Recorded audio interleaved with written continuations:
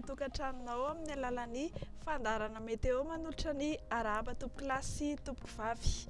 Raha araka ny sarin'ny zana-bolana dia ambany ny tsindrin'ny atmosfera eto Madagasikara amin'izao fotoana izao, ary toy izany atao anatin'ny 3 andro avy. Vokatr'izay ary dia ho avy ny rotsakorana amin'ny faritra maro eto amin'ny nosy, fa ho bebe kokoa izany, afaka 8 ora ny any amin'ny faritra Vatovavy Fitovinany sy Atsimo Atsinanana iny. Dia izay no ela indro rosanao manaraka ny vinany toetry ny andro amin'ny rapitso. Ho amin'ny maraina dia sitraka orana tandrifin-drahona indray ianareo amin'ny faritra avaratra andrefan'ny Madagasikara iny.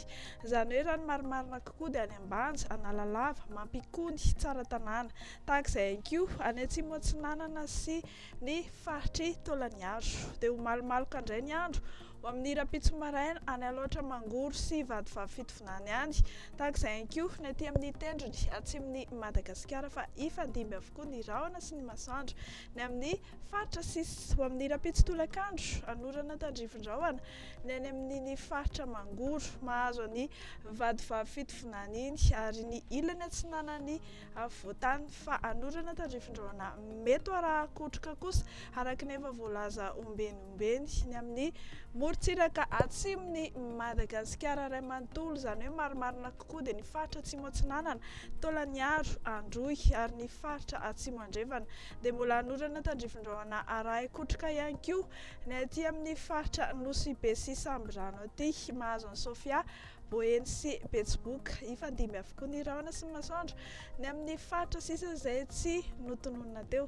Dia raha mahakasika ny maripana indray dia mbola midanika hatrany isika ao amin'ny rapitso tontolon'ny andro, mbola mamay be hatrany ny andro indrindra ihany koa na dia efa amin'ny alina ary. Ho amin'ny rapitso maraina izao ny ambany indrindra dia any Vakinankaratra hatrany 12 degré celsius, ny faritanin'Antananarivo 19 degré, ny faritanin'ny Fianarantsoa 13 degré celsius, ny any amin'ny faritra avaratry Madagasikara iny mandina 17 na 12 degré celsius, ary ho anareo any atsimo any 20 na 21 degré celsius. Ho amin'ny rapitso tolakandro ny maripana mamay indrindra dia ny faritanin'ny Mahajanga sy ny manodidina azy 10 degré celsius. Dia ndao entinay ampita ranomasina kely ianao amin'ny alalan'ireto vinany toetry ny andro manaraka reto. Ibalika be ny masoandro amin'ny rapitso any Johannesburg sy Paris, ifandimby avokoa ny rahona sy masoandro any Milan sy Nairobi, anorana tandrifin-drahona araha-kotroka ny faritry Bangkok.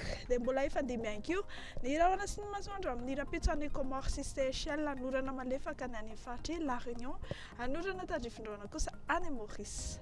Dia izay ary no azonao rosoanao indray ho amin'ny Tia Alatima, me fotoana anareo amin'ny rapitso. Veloma tompoko.